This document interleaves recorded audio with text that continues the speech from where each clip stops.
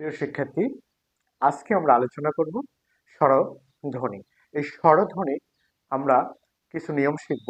এই স্বরধ্বনিগুলো কোন কোন জায়গা থেকে উচ্চারণ হয়, এই উচ্চারণের অবস্থান, ঠোঁটের উন্মুক্তি, এগুলোর উপর ভিত্তি করে স্বরধ্বনিকে কয়েক ভাগে ভাগ করা হয়েছে। সেই ভাগ অনুযায়ী আজকে আমরা শিখব স্বরধ্বনি। তাহলে আমরা বোর্ডে ফলো করি। স্বরধ্বনি,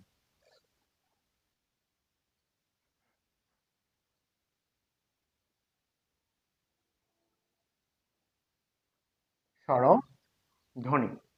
তাহলে স্বরধ্বনিকে আমরা ভাগ প্রক্রিয়ার মাধ্যমে একটু জেনে নিব। স্বরধ্বনির আদ্যপান্ত দেখো। তাহলে জিভের উচ্চতা, প্রথমে হচ্ছে যে জিভের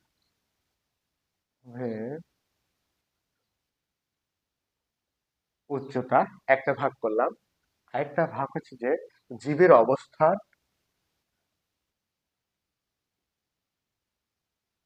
জিভের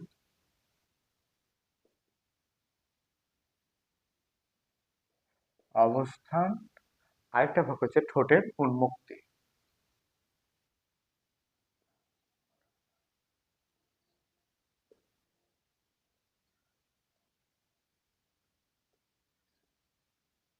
ঠোঁটের উন্মুক্তি আমরা আমরা এই তিনটা ভাগে ভাগ করে নিলাম।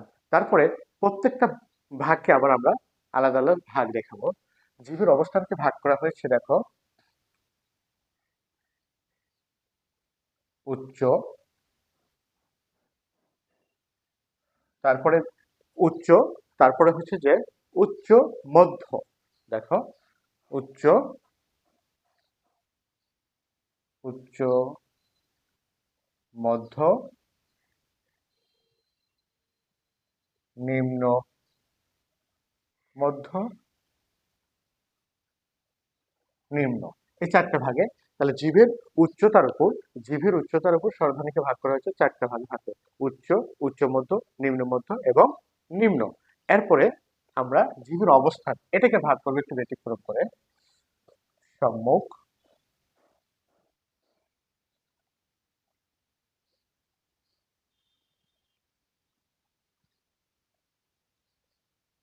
সম্মুখ, মধ্য, সম্মুখ মধ্য, পশ্চাৎ, পশ্চাৎ। আর ঠোঁটের উন্মুক্তিতে ভাগ করব হচ্ছে যে দেখো, সংবৃত। ঠোঁটের উন্মুক্তিতে আমরা ভাগ করব কি, সংবৃত,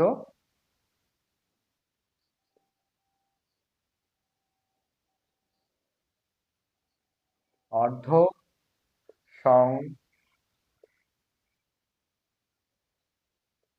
সংবৃত, অর্ধ বিবৃত, বিবৃত। তাহলে দেখো, আমরা এখানে ভাগ দেখেছি।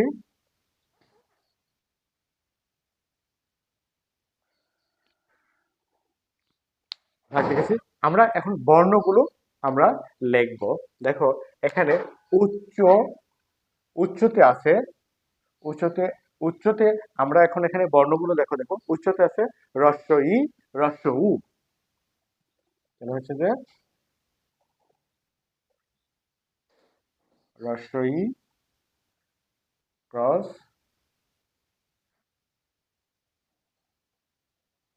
হ্রস্ব উ। আমরা প্রথমে এই পাশ থেকে ভাগটা করে নিব। এই পাশে থেকে আমরা জীবের উচ্চতার উপর ভাগ করে কোন কোন বর্ণ, সেই বর্ণগুলো আমরা আগে দেখার চেষ্টা করব। মধ্যতে আছে এ, মধ্যতে আছে এ ও, নিম্নতে আছে এ স্বরে অ, নিম্ন, আর হচ্ছে যে নিম্নতে আছে আ। আমরা এখানে যে ভাগটা দেখালাম, এখন আমি একটু ভালো করে তোমাদেরকে বোঝা দিচ্ছি। দেখো, আমরা স্বরধ্বনিকে প্রথমত তিনটি ভাগে ভাগ করেছি। স্বরধ্বনিকে প্রথমত আমরা তিনটি ভাগে ভাগ করেছি। এখানে দেওয়া আছে জীবের উচ্চতা, তারপরে জীবের অবস্থান এবং ঠোঁটের উন্মুক্তি। জীবের উচ্চতার উপর ভাগ করা আছে দেখো, উচ্চ, উচ্চ মধ্য, নিম্ন মধ্য এবং মধ্য। এবং জিভের অবস্থান অনুযায়ী ভাগ করা আছে সম্মুখ, মধ্যম এবং পশ্চাৎ, এবং ঠোঁটের উন্মুক্তি অনুযায়ী ভাগ করা আছে। দেখো এখানে দেওয়া আছে সংবৃত, অর্ধ সংবৃত, অর্ধ বিবৃত এবং বিবৃত। তাহলে আমরা এখন দেখব যে এখানে দেওয়া আছে, দেখো উচ্চতে বর্ণগুলো আছে কোনটা, উচ্চতে বর্ণ আছে হ্রস্ব ই এবং হ্রস্ব উ, এখানে হ্রস্ব উ। তারপরে মধ্যতে দেওয়া আছে দেখো এ এবং ও, নিম্ন মধ্যতে দেওয়া আছে এ এবং অ, নিম্নতে দেওয়া আছে শুধু স্বরে আ। এখন পশ্চাৎ, এখন এখানে আবার তিনটা ভাগ করা আছে। সম্মুখে, সম্মুখ বর্ণ হচ্ছে তিনটি, হ্রস্বই এ এ, মধ্যতে শুধু আছে স্বরে আ, পশ্চাতে আছে হ্রস্ব ও আ, এবং সংবৃত, দেখো সংবৃততে আবার আছে, দেখো সংবৃততে আছে হ্রস্বই হ্রস্ব উ, অর্ধ সংবৃততে আছে এ ও, আবার অর্ধ বিবৃততে আছে আ অ এ অ, এবং বিবৃতিতে শুধু আছে হচ্ছে যে স্বরে আ। তাহলে আমরা এটা বুঝতে পারলাম। তবে একটা ছোট্ট একটা কৌশল এখানে দেখো, আমাদের ঠোঁটের ঠোঁটের উন্মুক্তি এবং প্রথম যেটা আছে যে জিভের উচ্চতা, এই দুটো কিন্তু এক। জিভের উচ্চতাতে এই চারটা ভাগের মধ্যে প্রথমটা যে বর্ণগুলো আছে, ঠোঁটের উন্মুক্তিতে সংবৃততে ওই বর্ণগুলোই আছে। আবার জিভের উচ্চতাতে এখানে হচ্ছে যে উচ্চ মধ্যতে যেটা আছে, আবার ওখানে অর্ধ সংবৃততে সেটাই আছে। আবার নিম্ন মধ্যতে যেটা আছে ওখানে হচ্ছে যে অর্ধ বিবৃততে একই বর্ণ আছে।